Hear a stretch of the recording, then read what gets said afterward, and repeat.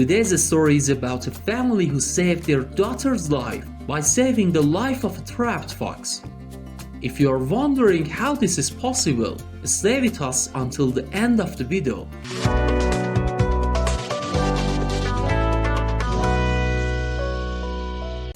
My husband and I love nature, and often when we have an opportunity, we choose to go to the countryside and enjoy the fresh air.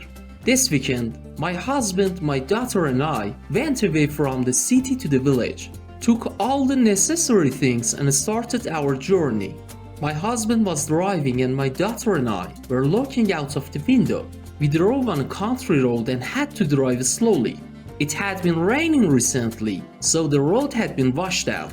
My daughter fell asleep and I was ready to start dozing when my husband suddenly stopped. I opened my eyes and saw that he unfastened his belt and got out of the car, and then I looked at the road.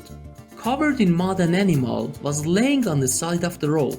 It was so dirty that it wasn't even clear what color it was. I also unfastened my belt and went out. Having stepped closer, I realized that it was a fox. It seemed to have been recently hit by a car. The country road was so wet, and if you didn't care about your car, you could drive fast. But how could you leave an animal dying alone here? Poor animal. His eyes were opening and closing slowly. His chest was barely moving, but he was still breathing. My husband and I didn't know what to do and kept standing and looking at the animal. At that moment, the car door opened and our daughter jumped out, ran past us, sat next to the fox and started patting on his head. "Honey, we can hardly do anything here," her father told her. Then our daughter looked at him. It was the first time in our life when we saw her with such a serious adult look. She said she wouldn't leave the fox here, and she was certainly not joking.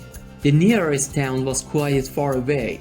We decided to take him to our village and hope that someone would maybe able to help them. When we finally reached the village, we stopped at the first house in which we saw people. My husband ran out of the car and knocked on the gate. After some time, we heard the door opening and a man came out of the house. He quickly realized what was happening, scratching his head, and then told us to go to the herbalist old woman. She was the only one who could somehow help in this situation. She lived on the outskirts of the village. When we arrived at her house, she was sitting on a bench and sorting out some bundles of herbs.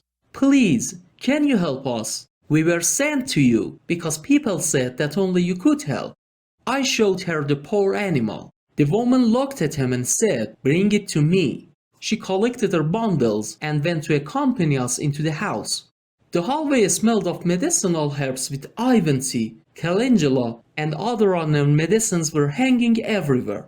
My husband laid the animal on the table, and the woman began to examine it.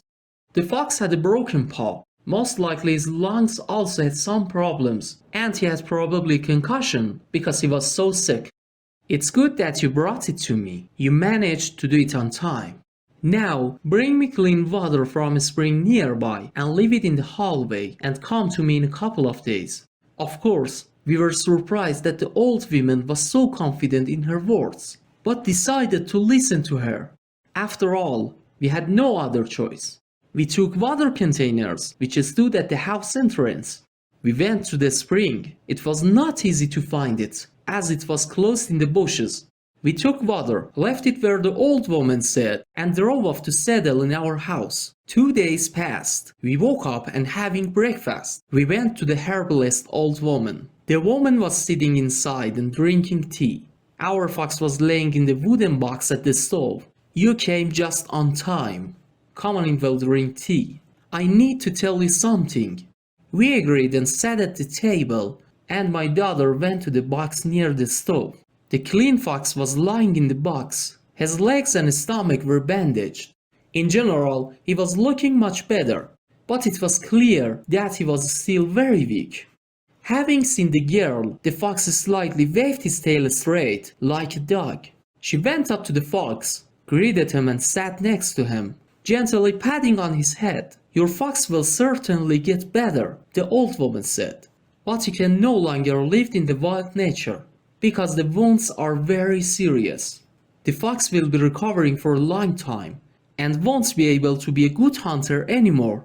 You have to decide what to do with it. And by the way, it wasn't a coincidence that the animal was in your way.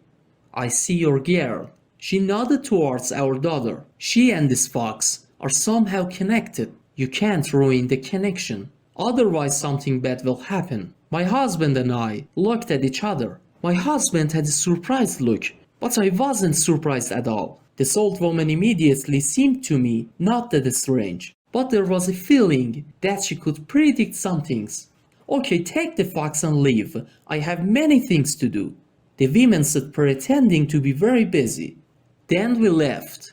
When we went home, we began to take care of him. Some time passed. We decided to go on a trip. When we arrived, my husband and I were busy unpacking when I noticed out of the corner of my eye how my daughter and the fox were playing outside. Then he bristled, jumped and knocked my daughter to the ground. I ran out to them shouting at the fox so that he would let her go. However, when I ran closer, I saw that everything was fine with my daughter. She sat and looked at the fox with surprise. The fox was holding a snake in his paws. I remembered the words of the herbalist woman, that the fate of the animal in my daughter was connected. We saved him and he saved our daughter. In the end, if you like the video, please don't forget to like, share and subscribe.